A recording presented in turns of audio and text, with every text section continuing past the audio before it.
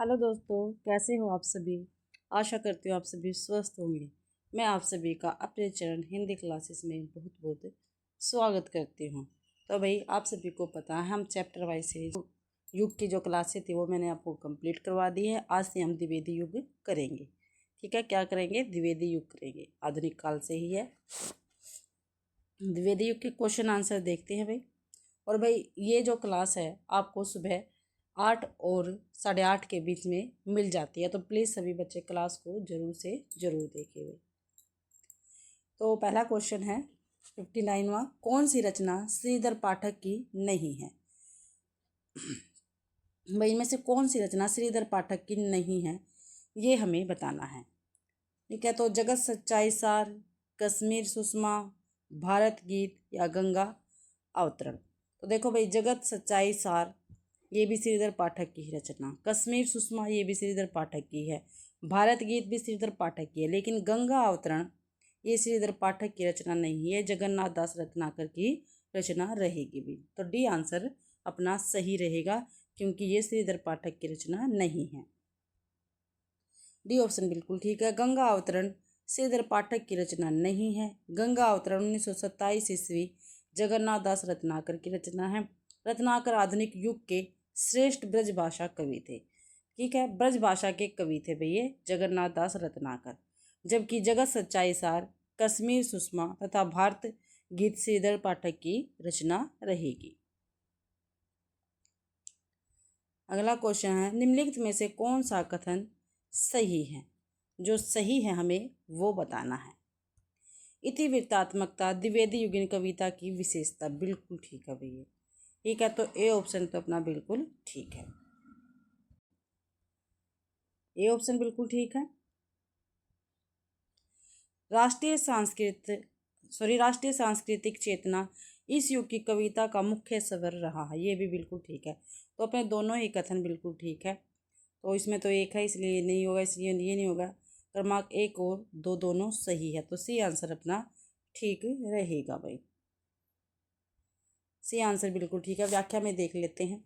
द्विवेदी युग के संबंध में कथन इतिवृत्तात्मकता द्विवेदी युगीन कविता की विशेषता है तथा राष्ट्रीय सांस्कृतिक चेतना इस युग की कविता की मुख्य स्वर रहा है। क्या रहा भाई इस युग की कविता का मुख्य स्वर? राष्ट्रीय सांस्कृतिक चेतना। अतः क्रमांक एक और दो दोनों सही है। आचार्य महावीर प्रसाद द्विवेदी के प्रसिद्धि के आधार पर द्विवेदी युग नाम पड़ा था। ठीक है, जो द्विवेदी युग है उसका नाम कैसे पड़ा? तो महावीर प्रसाद द्विवेदी जो थे वो इसी युग के थे और उनकी प्रसिद्धि के कारण ही भी द्विवेदी युग पड़ा था। द्विवेदी युग की प्रमुख विशेषता देखते हैं। लेकिन इनकी विशेषता आपको अच्छी प्रकार से याद रखनी है, चाहे कोई सा ही युग हो, क्योंकि विशेषता प्रवृत्ति पेपर में पूछी जाती है। देशभक्ति, अंधविश्वासों तथा रूढ़ियों का विरोध, वर्ण प्रधान कविताएं, मानव प्रेम, प्रकृति चित्रण, खड़ी बोली का परिनिष्ठित रूप भाई। तो ये 6 की 6 विशेषता किसकी है? द्विवेदी युग की है, आपको ध्यान रखना है। अगला क्वेश्चन है, साकेत में राम का चरित्र काव्य द्वितीय श्रेणी के चरित्रों में परिगणित होने योग्य ही बन सका, प्रस्तुत कथन किनका है? क्या भाई साकेत में राम का चरित्र काव्य के द्वितीय श्रेणी के चरित्रों में परिगणित होने योग्य ही बन सका, प्रस्तुत कथन किनका है? तो रामचंद्र शुक्ल जी का, गुलाब राय का, नंद दुलारे वाजपेयी का, राम कुमार वर्मा का है। तो नंद दुलारे वाजपेयी जी का ये कथन रहेगा। सी आंसर ठीक है अपना। साकेत में राम का चित्र काव्य के द्वितीय श्रेणी के चरित्रों में परिगणित होने योग्य ही बन सका, प्रस्तुत कथन नंद दुलारे वाजपेयी का है भाई। आगे नीचे देखते हैं, मैथिली शरण गुप्त द्वारा रचित साकेत 1931 ईस्वी में राम कथा पर आधारित है। जो साकेत है, ठीक है, साकेत रचना जो है तो इसके लेखक कौन है? तो मैथिली शरण गुप्त है। और साकेत का प्रकाशन भाई 1931 ईस्वी में हुआ था और ये राम कथा पर आधारित है। राम को यहाँ आधुनिक मानव के रूप में प्रस्तुत किया गया है। ठीक है, जो साकेत है भाई इसमें राम को आधुनिक मानव के रूप में प्रस्तुत किया गया है। इस ग्रंथ में उर्मिला प्रधान चरित्र है। क्या भाई जो ग्रंथ है साकेत, इसमें क्या है? उर्मिला प्रधान चरित्र है। उर्मिला कौन थी भी? लक्ष्मण की पत्नी। उसका नायक लक्ष्मण से वियोग एवं वियोग एवं वियोग में उसकी अधीरता और साथ साथ धैर्य प्रमुख वर्ण विषय हैं। ठीक है, तो ये काफ़ी महत्वपूर्ण है, ये आपको ध्यान रखना है। आगे है साकेत शब्द मूलतः पाली भाषा का शब्द है। जो साकेत है वो मूलतः पाली भाषा का शब्द है जिसका अर्थ अयोध्या है। इसमें 12 सर्ग है, ये ध्यान रखना है। कई बार इसके सर्ग भी पूछे जाते हैं। ठीक है, साकेत में से कितने सर्ग है, तो 12 सर्ग है। कमायने के पूछे जाते हैं, साकेत के पूछे जाते हैं। ठीक है, तो ऐसी ऐसी रचनाएं जिनके सर्ग पूछे जाते हैं तो प्लीज़ आप उनको जितने भी उनके सर्ग हैं साथ में कविता, ठीक है, और साथ में उसके सर्ग आप नोट करके रख सकते हैं। रिवीजन के इसमें आपको काम में आएगा। मैथिली शरण गुप्त को साकेत लिखने की प्रेरणा सन 1908 ईस्वी में सरस्वती पत्रिका में महावीर प्रसाद द्विवेदी द्वारा छद्म नाम भुजंग भूषण भट्टाचार्य से लिखे कविता की उर्मिला विषयक उदासीनता शीर्षक लेख से मिली है। ठीक है भाई, जो सरस्वती पत्रिका थी, ठीक है, इसमें एक छद्म नाम भुजंग भूषण भट्टाचार्य से लिखे कविता की उर्मिला विषयक उदासीनता लेख से मिली थी। तो सरस्वती पत्रिका उसमें एक लेख छपा था भाई, क्या नाम था उसका, उर्मिला विषयक उदासीनता। और ये किसका लेख था, ये भी भुजंग भूषण भट्टाचार्य का लेख था जो सरस्वती पत्रिका में छपा था। और वहीं से ही मैथिली शरण गुप्त को साकेत लिखने की प्रेरणा मिली थी और 1908 ईस्वी में उनको ये प्रेरणा मिली भी।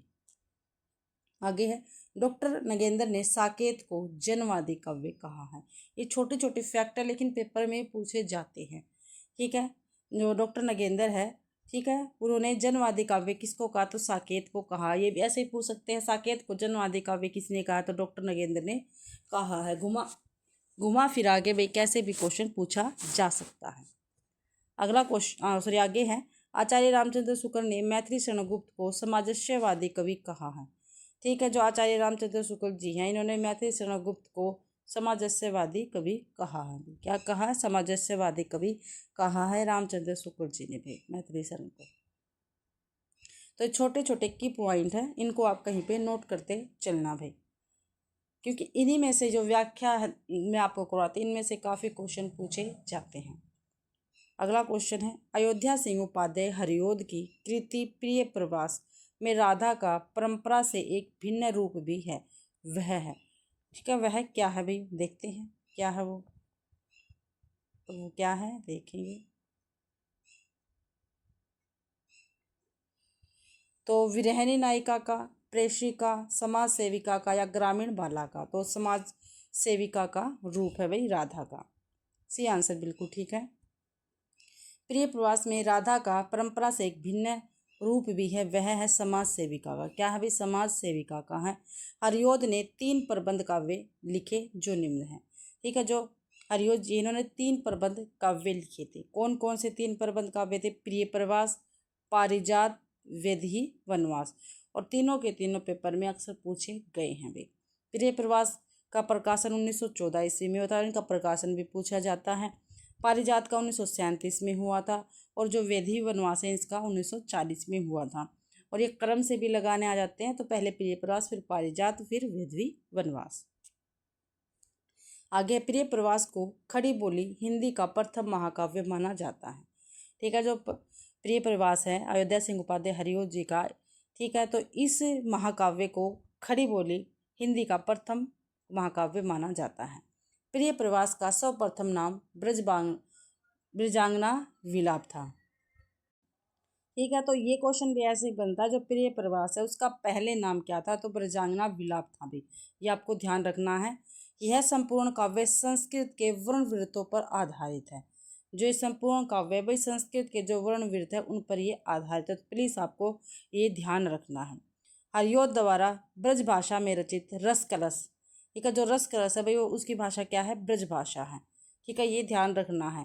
और रस कलश का प्रकाशन कब हुआ था, 1931 ईस्वी में हुआ था। और ये एक रीति ग्रंथ है। तो क्या है, ये रीति ग्रंथ है भाई रस कलश। डॉक्टर गणपति चंद्रगुप्त ने हरिओद को आधुनिक काल का सूरदास कहा है। ठीक है, जो डॉक्टर गणपति चंद्रगुप्त हैं इन्होंने हरिओद को आधुनिक काल का सूरदास कहा है, क्योंकि भाई इन्होंने प्रिय प्रवास लिखा था जो एक कृष्ण काव्य है। अगला क्वेश्चन है निम्नलिखित में से मैथिली शरण गुप्त का खंड काव्य नहीं है। ये कहो मैथिली शरण गुप्त जी का खंड काव्य कौन सा नहीं है, ये हमें बताना है। तो पंचवटी है, सिद्धराज भी है, नहुस भी है, लेकिन पथिक नहीं है। पथिक भाई राम नरेश त्रिपाठी जी का रहेगा। क्या भाई? राम नरेश त्रिपाठी जी का काव्य रहेगा। ठीक है। और खंड काव्य है ये सभी के सभी, पंचवटी, सिद्धराज, नहुस और ये मैथिली शरण गुप्त जी के खंड काव्य है भाई। व्याख्या में देख लेते हैं भाई। आंसर तो डी रहेगा। पथिक खंड काव्य मैथिली शरण गुप्त का खंड काव्य नहीं है भाई। पथिक खंड काव्य की रचना 1920 ईस्वी में राम नरेश त्रिपाठी द्वारा की गई थी। जो पथिक है भाई ये भी खंड काव्य है और इसकी रचना 1920 ईस्वी में की थी। किसने की थी? राम नरेश त्रिपाठी ने की थी। भी घुमा फिरा के कैसे भी क्वेश्चन पूछा जा सकता है। अन्य सभी विकल्प पंचवटी, सिद्धराज तथा नहुस मैथिली शरण गुप्त द्वारा रचित खंड काव्य है। तो पंचवटी, सिद्धराज, नहुस, ठीक है, क्या है इनकी विधा? क्या? तो ये खंड काव्य रहेंगे। मैथिली शरण गुप्त ने बांग्ला कवि माइकल मधुसूदन दत्त की रचनाओं का मधुप उपनाम से अनुवाद किया है। तो ये क्वेश्चन काफ़ी बार पेपर में पूछा गया है। ठीक है। माइकल मधुसूदन दत्त की रचनाओं का मधुप उपनाम से किसने अनुवाद किया? तो मैथिली शरण गुप्त ने किया है। और ऐसे भी क्वेश्चन पूछा गया भी मैथिली शरण गुप्त ने बांग्ला कवि माइकल मधुसूदन दत्त की रचनाओं का किस नाम में अनुवाद किया? तो मधुप उपनाम से किया है भाई। गुप्त जी ने मार्क्स की पुत्री जेनी पर जेनी नामक काव्य लिखा। ठीक है। जो मार्क्स है उनकी पुत्री का क्या नाम था? जेनी। और इन पर जेनी नामक काव्य लिखा है मैथिली शरण गुप्त ने। जयदत्त वर्त, भारत भारती, द्वापर, काबा और करबला मैथिली शरण गुप्त के अन्य प्रमुख खंड काव्य है। ठीक है। जयदत्त वर्त खंड काव्य है मैथिली शरण गुप्त का। भारत भारती भी खंड काव्य, ये भी मैथिली शरण गुप्त का। द्वापर भी मैथिली शरण गुप्त का, ये भी खंड काव्य है। काबा और करबला ये भी मैथिली शरण गुप्त जी की रचना और ये क्या है? खंड काव्य है भाई। अगला क्वेश्चन है खड़ी बोली का पहला महाकाव्य माना जाता। आ गया ना भाई वही क्वेश्चन जो अभी हमने व्याख्या में पढ़ा था। खड़ी बोली का पहला महाकाव्य माना जाता तो कौन सा माना जाता है? तो नंबर 1 प्रिय प्रवास। तो प्रिय प्रवास ही खड़ी बोली का पहला महाकाव्य माना जाता है, जो अयोध्या सिंह उपाध्याय हरिओद जी का है भाई। तो ये ऑप्शन अपना ठीक रहेगा। खड़ी बोली का पहला महाकाव्य अयोध्या सिंह उपाध्याय हरिओद की कृति प्रिय प्रवास को माना जाता है। अयोध्या सिंह उपाध्याय का जन्म अप्रैल 1865 ईस्वी में आजमगढ़ में हुआ था। आजमगढ़ कहाँ पे? भी उत्तर प्रदेश में है। प्रिय प्रवास 1914 ईस्वी में प्रकाशित हुआ। वैदेही वनवास 1941 में, चुभते चौपते 1924 ईस्वी में, चौखे चौपते 1932 ईस्वी में प्रकाशित हुए थे वे। इनकी अन्य प्रमुख रचनाएं हैं साकेत, ये महाकाव्य है, यशोधरा महाकाव्य, विष्णुप्रिया खंड काव्य, मैथिली शरण गुप्त की ये रचनाएं रहेंगी। अगला क्वेश्चन है इतने श्रम और जितनी सावधानी, क्या भाई? एक मिनट। जितने श्रम और जितनी सावधानी से यह संपादित हुआ है, आज तक हिंदी का और कोई ग्रंथ नहीं हुआ। आचार्य शुक्ल का उक्त कथन किस संपादित रचना के संदर्भ में है? क्या भाई? जितने श्रम और जितनी सावधानी से यह संपादित हुआ है, आज तक हिंदी का और कोई ग्रंथ नहीं हुआ। तो आचार्य शुक्ल का उक्त कथन किस संपादित रचना में है भाई? तो विनय पत्रिका, लाल चंद्रिका, बिहारी रत्नाकर या कबीर ग्रंथावली। तो बिहारी रत्नाकर जो है ये है भाई आंसर अपना। सी आंसर बिल्कुल ठीक है। बिहारी सतसई के संदर्भ में रामचंद्र शुक्ल जी ने ये बातें कही हैं। सी आंसर बिल्कुल ठीक है। जितने श्रम और जितनी सावधानी से ये संपादित हुआ है, आज तक हिंदी का कोई और ग्रंथ संपादित नहीं हुआ। आचार्य रामचंद्र शुक्ल का उक्त कथन बिहारी रत्नाकर के संदर्भ में है, जिसके रचनाकार जगन्नाथ दास रत्नाकर हैं। ठीक है। आगे देखते हैं। रचना दे रखी है और रचनाकार। विनय पत्रिका तुलसीदास की रचना है। लाल चंद्रिका लल्लू लाल की रचना है। बिहारी रत्नाकर जगन्नाथ दास रत्नाकर की रचना रहेगी। कबीर ग्रंथावली ये डॉक्टर श्याम सुंदर दास जी की रचना रहेगी। अगला क्वेश्चन है हिंदी साहित्य हिंदी साहित्य पंडित महावीर प्रसाद द्विवेदी का सदा ऋणी रहेगा। व्याकरण की शुद्धता और भाषा की सफाई के प्रवर्तक द्विवेदी जी ही थे भाई। उक्त कथन किसका है? क्या भाई जो हिंदी साहित्य है वो पंडित महावीर प्रसाद द्विवेदी का सदा ही ऋणी रहेगा।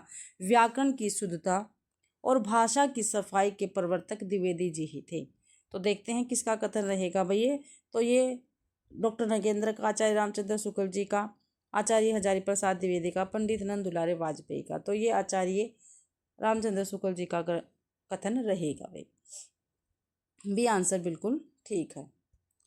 हिंदी साहित्य पंडित महावीर प्रसाद द्विवेदी का सदा ही ऋणी रहेगा। व्याकरण की शुद्धता और भाषा की सफाई के प्रवर्तक महावीर प्रसाद द्विवेदी ही रहे हैं। ये आचार्य रामचंद्र शुक्ल जी ने कहा है। महावीर प्रसाद द्विवेदी की प्रमुख रचनाएं कौन कौन सी है? देवी स्तुतिस्तक 1892 ईस्वी में, नषेध चरित्र चर्चा 1899 में, नाट्य शास्त्र 1912 ईस्वी में, संपत्ति शास्त्र 1907 ईस्वी में, रसक रंजन 1920 ईस्वी में, वागीश विलास 1930 में, विचार विमर्श 1931 ईस्वी की ये रचनाएं हैं और ये काफी महत्वपूर्ण रचनाएं भी महावीर प्रसाद द्विवेदी की।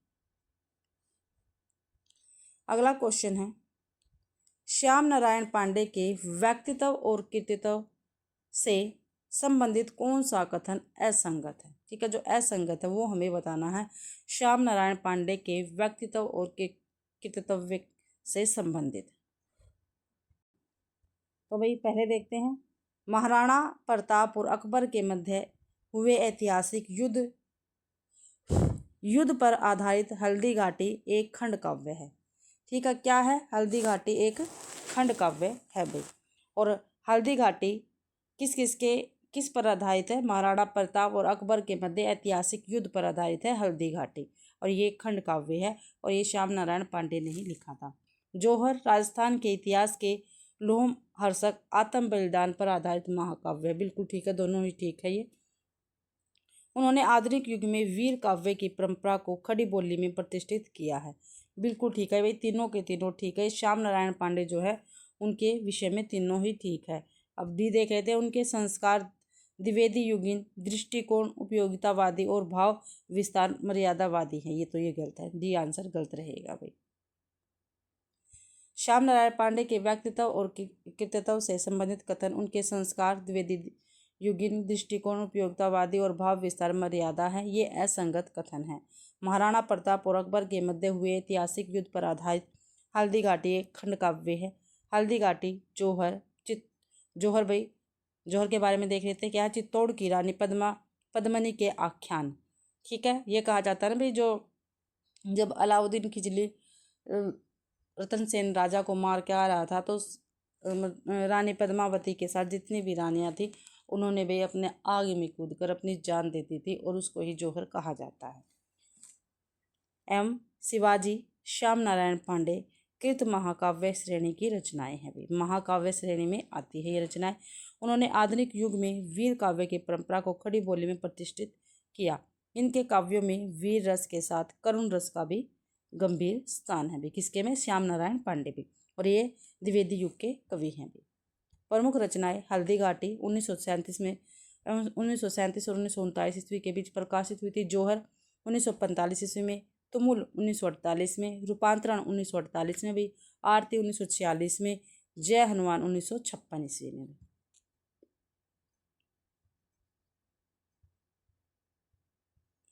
आगे है क्वेश्चन, कौन सी प्रवृत्ति द्विवेदी युगीन काव्य धारा में लक्षित नहीं है? ठीक है भाई, कौन सी इनमें से ऐसी प्रवृत्ति है जो द्विवेदी युगीन काव्य धारा में लक्षित नहीं है? तो देखते हैं, प्रबंध मुक्तक पर गीत प्रवृत्ति सभी काव्य रूपों का प्रचलन है। ठीक है, देखते हैं, हास्य व्यंग्य पूर्ण कविता की प्रचुरता तो नहीं थी भाई इसमें, फिर भी देख लेते हैं। काव्य भाषा के रूप में खड़ी बोली का आधिकारिक प्रयोग, आदर्शवादिता और नैतिकता पर बल भाई। तो हमारा बी आंसर बिल्कुल गलत रहेगा, क्योंकि हास्य व्यंग्य कविता की प्रचुरता नहीं थी, ज़्यादा कविताएं हास्य व्यंग्य की नहीं लिखी गई थी, और तीनों की तीनों आंसर अपने बिल्कुल ठीक है। बी आंसर, हास्य व्यंग्य पूर्ण कविता की प्रचुरता द्विवेदी युगीन काव्य धारा में लक्षित नहीं होती। द्विवेदी युगीन कवियों ने ब्रज भाषा छोड़कर खड़ी बोली को अपनाया। एक और खड़ी बोली व्याकरण सम्मत परिष्कृत एवं संस्कारित रूप ग्रहण कर रही थी, दूसरी ओर कविता में लोक जीवन और प्रकृति के साथ ही राष्ट्रीय भावना की समर्थ अभिव्यक्ति हो रही थी। इस समय के प्रबंध काव्य में कवियों ने पौराणिक और ऐतिहासिक कथानक को आधार बनाया। द्विवेदी युगीन काव्य धारा की विशेषताएं।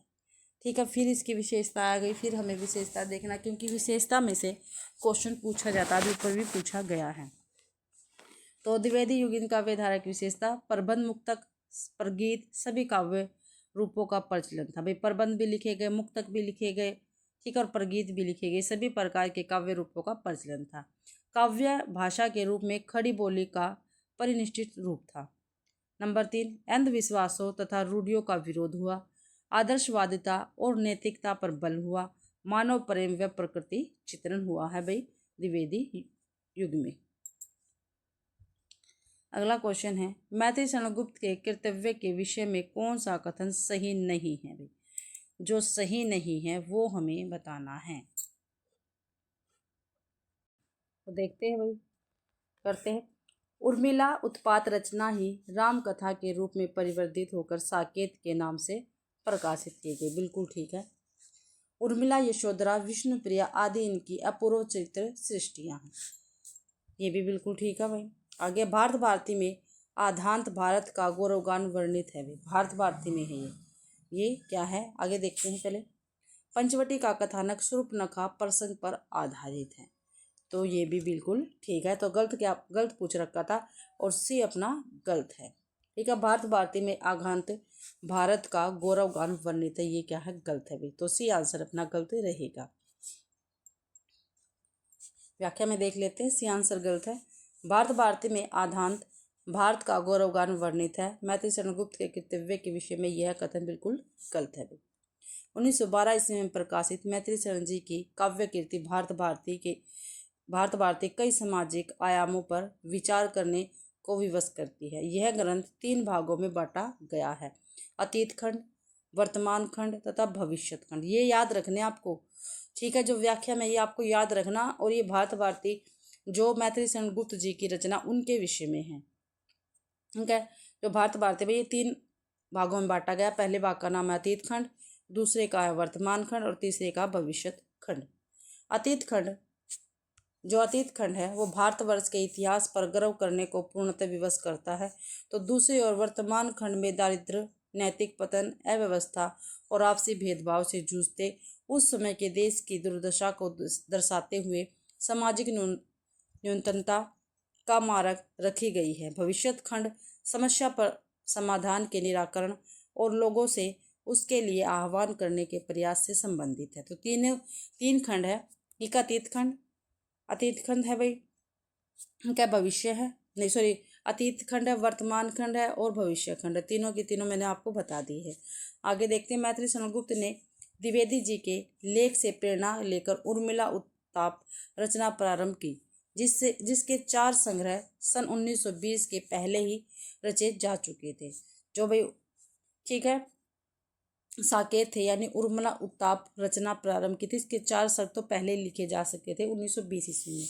किंतु बाद में गुप्त जी ने अपनी रचना को संपूर्ण राम कथा का रूप देने का विचार किया और इसे साकेत के नाम से रचकर प्रकाशित किया। भाई मैत्री चंद्रगुप्त द्वारा सन 1925 में रचित पंचवटी नामक खंड काव्य का कथानक राम साहित्य के चिर परिचित प्रसंग शूर्पणखा प्रसंग पर आधारित है। पंचवटी जो है इनकी रचना जो 1925 में प्रकाशित हुई थी, ठीक है, तो वो शूर्पणखा प्रसंग पर क्या है? आधारित है।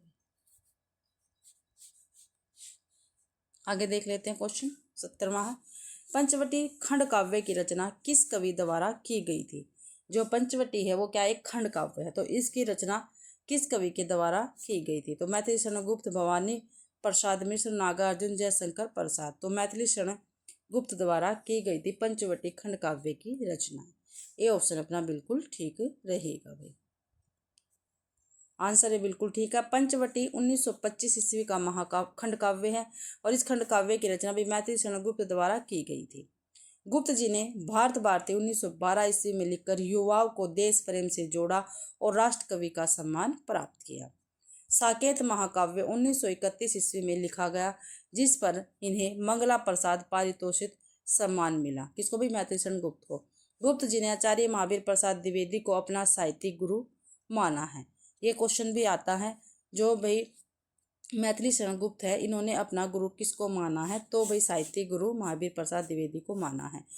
करते तुलसीदास भी कैसे मानस नाद महावीर का, यदि उन्हें मिलता नहीं प्रसाद। तो ये काफी महत्वपूर्ण है भाई। ठीक है, ये पंक्तियां भी पेपर में अक्सर पूछी गई हैं। और ये किसकी पंक्तियां? गुप्त जी की पंक्तियां रहेंगी। करते तुलसीदास भी कैसे मानस नाद महावीर का, यदि उन्हें मिलता नहीं प्रसाद। थोड़ा सा ब्लर है हल्का सा, तो एडजस्ट हो जाएगा। इनकी प्रमुख कृतियां जयद्रथ वध है, भारत भारती है, पंचवटी है, झनकार है, साकेत है, यशोधरा है, जय भारत है, द्वापर आदि इनकी पंक्तियां रहेंगी भाई। अगला क्वेश्चन 71वां। वे धर्म में विशिष्टता द्वैतवादी, विचारों में गांधीवादी और साहित्य में अभिधावादी हैं। यह कथन मैथिली शरण गुप्त के विषय में किसने कहा है भाई? क्या? वे धर्म में तो विशिष्टता द्वैतवादी है, विचारों में गांधीवादी है और साहित्य में अभिधावादी है। तो यह कथन मैथिली शरण गुप्त के विषय में किसने कहा है? तो डॉक्टर गणपति चंद्र गुप्त ने, डॉक्टर हजारी प्रसाद द्विवेदी ने, डॉक्टर बच्चन सिंह ने या डॉक्टर रामचंद्र शुक्ल जी ने। तो भाई डॉक्टर बच्चन सिंह ने कहा है मैथिली शरण गुप्त के विषय में ये कथन। से आंसर बिल्कुल ठीक है। वे धर्म में विशिष्टाद्वैतवादी, विचारों में गांधीवादी और साहित्य में अभिधावादी है। यह कथन मैथिली शरण गुप्त के विषय में डॉक्टर बच्चन सिंह ने कहा है भाई। मैथिली शरण गुप्त को हिंदी साहित्य जगत में दद्दा नाम से संबोधित किया जाता था। और ये क्वेश्चन पूछा भी गया है भाई, दद्दा नाम किसका है? तो किसका? मैथिली शरण गुप्त जी का रहेगा। उनकी कृति भारत भारती 1912 ईस्वी में प्रकाशित हुई के बाद महात्मा गांधी ने उन्हें राष्ट्र कवि की उपाधि दी गई। ठीक है, तो राष्ट्र कवि की उपाधि मैथिली शरण गुप्त को किसने दी थी? तो महात्मा गांधी ने दी थी। मैथिली शरण गुप्त ने 12 वर्ष की अवस्था में ब्रज भाषा में कनकलता नाम से कविता रचना आरंभ किया था। अभी 12 वर्ष की आयु में ब्रज भाषा में लिखना आरंभ किया था कनकलता को। ठीक है, अगला क्वेश्चन है, कृषक क्रंदन इनमें से किसकी काव्य कृति है? कृषक क्रंदन इनमें से किसकी काव्य कृति है? तो रामनरेश त्रिपाठी की है, राम कुमार वर्मा की है, गया प्रसाद शुक्ल स्नेही की या मैथिली शरण गुप्त की है? तो कृषक क्रंदन गया प्रसाद शुक्ल स्नेही की रचना रहेगी। सी आंसर अपना बिल्कुल ठीक है। कृषक क्रंदन गया प्रसाद शुक्ल स्नेही की काव्य कृति है। गया प्रसाद शुक्ल स्नेही की अन्य काव्य कृतियां हैं प्रेम पंचीसी, कुसुमांजलि, राष्ट्रीय वीणा, त्रिशूल तरंग, गंगा कादम्बनी। तो ये गया प्रसाद शुक्ल स्नेही जी की रचनाएं रहेंगी। रामनरेश त्रिपाठी की काव्य कृतियां देख लेते हैं। मिलन 1918 ईस्वी, पथिक 1920 ईस्वी, मानसी 1927 ईस्वी, स्वपन 1929 और कविता कौमुदी। ये रामनरेश त्रिपाठी जी की रचनाएं रहेंगी और काव्य कृतियां काफ़ी महत्वपूर्ण है। ऐसे याद कर रखा, मिलन पथिक मानसी स्वपन, मिलन पथिक मानसी स्वपन। ठीक है, तो इनका जो क्रम भी सही हमें आ जाएगा। मिलन पहले, पथिक, फिर मानसी, फिर स्वपन, फिर कविता कौमुदी। ठीक है, ऐसे याद करना है। मिलन 1918 ईस्वी में, पथिक 1920 में, मानसी 1927 में और स्वपन 1929 में भी। मैथिली शरण गुप्त जी की काव्य कृतियां देख लेते हैं। सबसे पहले रंग में भंग 1909 में, जयद्रथ वध 1910 में, भारत भारती 1912 में, किसान 1917 में, विकट भट्ट 1929 में, साकेत 1931 में, यशोधरा 1932 में भी, द्वापर 1936 में, जय भारत 1952 में, विष्णुप्रिया 1957 ईस्वी में। ये मैथिली शरण गुप्त जी की रचनाएं रहेंगी। आगे देखते हैं भी क्वेश्चन। निम्नलिखित कृतियों को उनके प्रकाशन वर्ष के अनुसार आरोही क्रम में व्यक्त करने वाली श्रेणी है। ठीक है, तो भाई नीचे कृतियां दे रखी है, उनको आरोही क्रम में व्यवस्थित करना है हमें। ठीक है, तो देखते हैं। पहले है जय भारत, फिर साकेत, फिर भारत भारती, फिर यशोधरा। तो पहले हम इनके क्रम देखते हैं। जो भारत भारती, यशोधरा का भाई 1932 ईस्वी है, भारत भारती का 1912, साकेत का 1931। ठीक है, और जय भारत का है 1952। तो सबसे पहले भारत भारती आएगी। ठीक है, फिर 1931 साकेत आएगा, फिर 1932 यशोधरा, फिर 1952 जय भारत। तो बी आंसर अपना बिल्कुल ठीक रहेगा भाई। आगे देख लेते हैं, थोड़ा सा हल्का सा ब्लर है पर बी आंसर ठीक है। प्रकाशन के अनुसार और आरोही क्रम भारत भारती 1912, साकेत 1931, यशोधरा 1932 तथा जय भारत 1952 ईस्वी यह राष्ट्र कवि मैथिली शरण गुप्त की युगांतकारी रचनाएं हैं। इन्हें साहित्य जगत में दद्दा नाम से संबोधित किया जाता था। किसको भी? मैथिली शरण गुप्त को। 1912 ईस्वी में प्रकाशित खंड काव्य भारत भारती ने स्वतंत्रता संग्राम को अत्यधिक प्रभावित किया। इसी कारण महात्मा गांधी ने उन्हें राष्ट्र कवि की पदवी प्रदान की। ठीक है, तो राष्ट्र कवि की पदवी किसको मिली थी और किसने दी थी? तो मैथिली शरण गुप्त जी को महात्मा गांधी ने दी थी। तो इनकी जयंती प्रत्येक वर्ष 3 अगस्त को कवि दिवस के रूप में मनाई जाती है। जो मैथिली शरण गुप्त जी है, इनकी जयंती भाई 3 अगस्त को कवि दिवस के रूप में मनाई जाती है। 1954 ईस्वी में भारत सरकार द्वारा इन्हें पद्म भूषण से सम्मानित किया गया। ठीक है, 1954 में पद्म भूषण से सम्मानित किया गया था मैथिली शरण गुप्त को। अगला क्वेश्चन, निम्नलिखित में से किस कवि का उपनाम हितैषी था? ठीक है भाई, नीचे 4 कवि दिए गए हैं, इनमें से कौन सा ऐसा कवि है जिसका नाम हितैषी था? तुलसीदास शर्मा नहीं, गोपाल शरण सिंह नहीं, अनुपम शर्मा नहीं, जगदम्बा प्रसाद जो है इनका उपनाम हितैषी था। तो डी आंसर अपना ठीक रहेगा। जगदम्बा प्रसाद मिश्र, जन्म 1895 ईस्वी, निधन 1957 ईस्वी का जन्म मुरादाबाद, उन्नाव, उत्तर प्रदेश में हुआ था। इनका उपनाम हितैषी था। ठीक है, इनकी प्रमुख रचनाएं मार्थ गीता, कल्लोनी, वेकाली दर्शना आदि हैं। तो ये जो उपनाम है ये अक्सर पेपर में पूछे जाते हैं। तो अगला क्वेश्चन है, प्रिय प्रवास के संबंध में सही तथ्य हैं। जो प्रिय प्रवास है इसके संबंध में सही तथ्य कौन से हैं ये हमें बताना है। तो देख लेते हैं। इसमें हिंदी के मात्रिक छंदों का प्रयोग है। प्रिय प्रवास के विषय में है। प्रिय प्रवास खड़ी बोली हिंदी का पहला महाकाव्य। बिल्कुल ठीक है, अभी हमने देखा पीछे। बिल्कुल ठीक है ना भाई।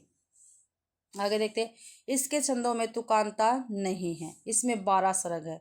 तो ये भी गलत है। हमने सर्ग भी पीछे देखे थे। तो 2 और 3 ठीक है। मात्रिक छंद भी नहीं है भाई इसमें। तो इसमें सही पूछे थे 2 और 3। देख लेते हैं कहाँ पे है। 2 और 3 ये रहे, डी में है। डी ऑप्शन अपना बिल्कुल ठीक रहेगा। प्रिय प्रवास के संबंध में सही तथ्य यह है कि प्रिय प्रवास खड़ी बोली हिंदी का पहला महाकाव्य है तथा इसके छंदों में तुकांता नहीं है। प्रिय प्रवास महाकाव्य के रचयिता अयोध्या सिंह उपाध्याय हरिओद है। इस महाकाव्य में कुल 17 सर्ग है। कितने भाई? 17 सर्ग है प्रिय प्रवास में। ठीक है, छंद और भाषा के संबंध में हरिओद ने कहा है। साकेत में कितने थे या मुझे कमेंट में बताना, मैंने पीछे बताए थे। छंद और भाषा के संबंध में हरिओद ने कहा है, भिन्न तुकांत कविता लिखने के लिए संस्कृत वृत्त बहुत ही उपयुक्त है। कुछ संस्कृत वृत्तों के कारण और अधिकतर मेरी रुचि के कारण इस ग्रंथ की भाषा संस्कृत गर्भित हो गई है। प्रिय प्रवास के विषय में कहा है हरिओद जी ने। अगला क्वेश्चन है, जन्म काल के अनुसार निम्नलिखित कवियों का सही अनुक्रम हमें बताना है। ठीक है भाई, जन्म काल के अनुसार नीचे कवि दिए गए हैं और उनका अनुक्रम हमें बताना है। तो यहीं पे देख लेते हैं। गया प्रसाद शुक्ल स्नेही, श्रीधर पाठक, रामनरेश त्रिपाठी, अयोध्या सिंह उपाध्याय हरिओद। तो इनमें से सबसे पहले श्रीधर पाठक आएंगे। ठीक है, फिर अयोध्या सिंह उपाध्याय हरिओद आएंगे 1 2, फिर आएंगे भी गया प्रसाद शुक्ल स्नेही, फिर रामनरेश त्रिपाठी। तो इनका जन्म भी देख लेते हैं। श्रीधर पाठक का जन्म हुआ था 1858 में भाई। ठीक है, रामनरेश त्रिपाठी का हुआ था 1879 में। अयोध्या सिंह उपाध्याय का हुआ था 1865 में। गया प्रसाद शुक्ल स्नेही का हुआ था 1883 ईस्वी में। ठीक है, तो भाई 2 पहले 2 आएगा, 2 4 1 3, 2 4 1 3। ठीक है, देख लेते हैं। ए ऑप्शन ठीक है, 2 4 1 3 ए ऑप्शन ठीक है। जन्म काल के अनुसार निम्नलिखित कवियों का सही अनुक्रम देखते हैं। कवि और जन्म काल, श्रीधर पाठक 1858 में जन्म हुआ, अयोध्या सिंह उपाध्याय हरिओद 1865 में, गया प्रसाद शुक्ल स्नेही 1883 ईस्वी में जन्म हुआ, रामनरेश त्रिपाठी का 1889 में जन्म हुआ था भाई। अगला क्वेश्चन है, हम राज्य लिए मरते हैं। क्या भाई? हम राज्य लिए मरते हैं। सच्चा राज्य परंतु हमारे कृषक ही करते हैं। क्या भाई, हम राज्य लिए मरते हैं, सच्चा राज्य परंतु हमारे कृषक ही करते हैं। इस प्रसंग में उर्मिला का कौन सा विचार सही नहीं है? ठीक है, तो इस प्रसंग में भाई उर्मिला का कौन सा विचार सही नहीं है, ये हमें बताना है। तो भाई देखते हैं, सामंती समाज में स्त्रियां मर्यादा के नाम पर घर पर ही चार दीवारी में कैद होती है। बिल्कुल ठीक है, और ये पेपर में काफी बार पूछा गया है। किसान स्त्रियां अपने पतियों के साथ स्वतंत्रता पूर्वक विचरण करती है, ये भी बिल्कुल ठीक है। किसान राज सम्मान से अधिक सुखी है, ये भी बिल्कुल ठीक है। राज्य सुख भाग्यशाली लोगों को प्राप्त होता है। ठीक है, तो ये क्या है? गलत है, क्योंकि राज्य सुख भाग्यशाली लोगों को प्राप्त होता है, ये क्या है? गलत है भाई, और इसमें गलत ही पूछा था, तो डी आंसर हमारा ठीक रहेगा। हम राज्य लिए मरते हैं, सच्चा राज्य परंतु हमारे कृषक ही करते हैं। इस प्रसंग में उर्मिला का यह विचार राज्य सुख भाग्यशाली लोगों को प्राप्त होता सही नहीं है। उपयुक्त काव्य पंक्ति मैथिली शरण गुप्त द्वारा रचित साकेत महाकाव्य के नवम सर्ग से उद्धृत है। तो हम ये भी याद कर सकते हैं, पूछा जाता है हम राज्य लिए मरते हैं, सच्चा राज्य परंतु हमारे कृषक ही करते हैं। ये पंक्ति किसकी है? तो मैथिली शरण गुप्त जी की पंक्ति रहेगी। और पूछ लिया जाए कहाँ से ली गई, तो साकेत महाकाव्य से ली गई है। अगला क्वेश्चन है, आज रात इससे परदेसी चल कीजिए विश्राम यही। क्या भाई, आज रात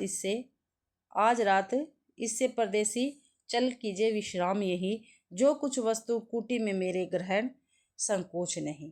प्रस्तुत काव्य पंक्तियों के रचनाकार कौन है? तो कौन है भाई इनके? तो अंबिका दत्त व्यास है, श्रीधर पाठक, रामनरेश त्रिपाठी है, अयोध्या सिंह उपाध्याय हरिओद है। क्या भाई, आज रात इससे परदेसी चल कीजिए विश्राम में ही, जो कुछ वस्तु कुटी में मेरे ग्रहण संकोच नहीं। तो ये श्रीधर पाठक जी की पंक्तियां रहेगी, भी आंसर अपना बिल्कुल ठीक रहेगा। प्रस्तुत पंक्तियां आज रात इससे परदेसी, ठीक है, ये रचनाकार श्रीधर पाठक है। 1886 ईस्वी में श्रीधर पाठक द्वारा गोल्ड स्मिथ की रचना हर्मिट का खड़ी बोली हिंदी में अनुवाद एकांतवासी योगी नाम से किया गया था। यह पंक्तियां इसी रचना से अवतरित की गई है। शेष अन्य तीनों नाम अंबिका दत्त व्यास, रामनरेश त्रिपाठी तथा हरिओद्य सिंह उपाध्याय हरिओद इससे संबंधित नहीं है भाई। क्या देखो, ये पूछा जा सकता है क्वेश्चन में, जो गोल्ड स्मिथ है उनकी कौन सी रचना का अनुवाद श्रीधर पाठक ने किया है? तो हर्मिट जो गोल्ड स्मिथ की रचना है, इसका अनुवाद श्रीधर पाठक ने खड़ी बोली में एकांतवासी योगी नाम से किया है। जिस बच्चे ने अगर मेरी क्रमबद्ध अध्ययन वाली क्लास नहीं देखी तो प्लीज़ आप जाके वहाँ पे देख सकते हैं। मैंने नोट्स के माध्यम से वो क्लास आपको प्रोवाइड करवाई है, और बेहतरीन नोट्स है, मेरे खुद के लिखे हुए हैं। तो आप वहाँ पे जाके देखना आपको भाई कम समय में ज़्यादा मैटर वहाँ पे मिल जाएगा, और बहुत ही स्टिक। ठीक है, अगला क्वेश्चन है, निम्नलिखित में से कौन सी रचना रत्नाकर की नहीं है? जो रत्नाकर की रचना नहीं है वो हमें बतानी है। तो उद्धस्तक तो है, रत्नाष्टक भी है, समालोचना दर्श भी है, लेकिन सुंदरी तिलक इनकी रचना नहीं है भाई। ठीक है, सुंदरी तिलक इनकी रचना नहीं है। ठीक है, ये जो घनानंद है उनकी कविताओं का संकलन है सुंदरी तिलक के नाम से। आगे देख लेते हैं व्याख्या में।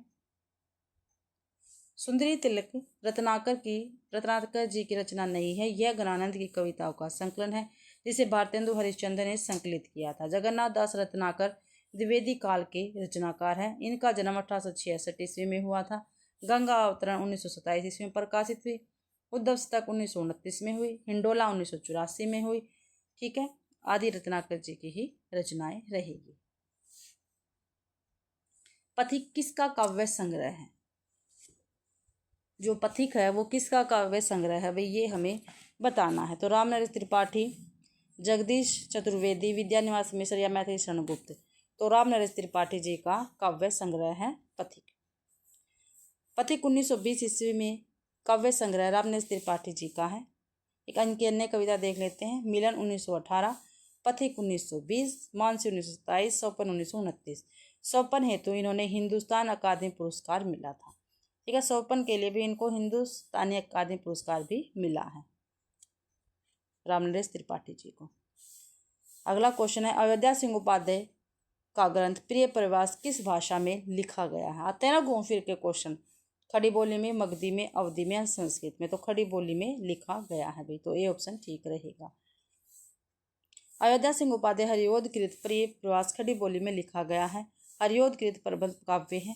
प्रिय प्रवास 1914 ईस्वी में प्रकाशित हुआ। इसमें 17 सर्ग है। कृष्ण के बचपन से मथुरा प्रस्थान तक का वर्णन है। पारिजात 1937 में प्रकाशित हुआ। इसमें 15 सर्ग है भाई। आध्यात्मिक एवं धार्मिक विषयों का वर्णन है पारिजात में। वैधी वनवास 1940 में प्रकाशित हुआ। इसमें 18 सर्ग है। राम के द्वारा सीता के निर्वासन की कथा भाई वैधी वनवास में। प्रिय प्रवास को खड़ी बोली का प्रथम महाकाव्य माना जाता है। इसका सर्वप्रथम नाम ब्रजांगना विलाप था। हरिओद को डॉक्टर गणपति चंद्र गुप्त ने आधुनिक काल का सूरदास कहा है। तो क्या कहा है डॉक्टर गणपति चंद्र गुप्त ने हरिओद जी को? आधुनिक काल का सूरदास। अगला क्वेश्चन है, श्रीधर पाठक ने कौन सा अनुवाद ब्रज भाषा में किया है? ठीक है, तो ब्रज भाषा में कौन सा किया? उजड़ग्राम का, जासूस का, ऋतु संहार का या रसकलश का? तो भाई उजड़ग्राम का अनुवाद ब्रज भाषा में किया है। ये आंसर बिल्कुल ठीक है। श्रीधर पाठक ने उजड़ग्राम का अनुवाद ब्रज भाषा में किया है। श्रीधर पाठक द्वारा किए गए अनुवाद देख लेते हैं। एकांतवासी योगी 1886 ईस्वी में प्रकाशित हुआ और एक गोल्ड स्मिथ की रचना हरमिट का खड़ी बोली हिंदी में अनुवाद है। उजड़ग्राम 1879 में, ये भी गोल्ड स्मिथ के डेजर्ट विलेज का ब्रज भाषा में अनुवाद है। शांत पथिक 1902 में, गोल्ड स्मिथ के ट्वेलर का खड़ी बोली हिंदी में अनुवाद है। ठीक है भाई, तो आपको ये अनुवाद भी ध्यान रखना है। ठीक है, श्रीधर पाठक ने कौन सी भाषा में अनुवाद किए हैं भाई इन रचनाओं के? अगला क्वेश्चन देख लेते हैं। 83वां क्वेश्चन है, गौतम बुद्ध की पत्नी की उज्ज्वल चरित्र के अंकन के लिए मैथिली शरण गुप्त ने किस ग्रंथ की रचना की? भाई गौतम बुद्ध की पत्नी है भाई, उसके उज्ज्वल चरित्र के अंकन के लिए मैथिली शरण गुप्त ने किस ग्रंथ की रचना की है?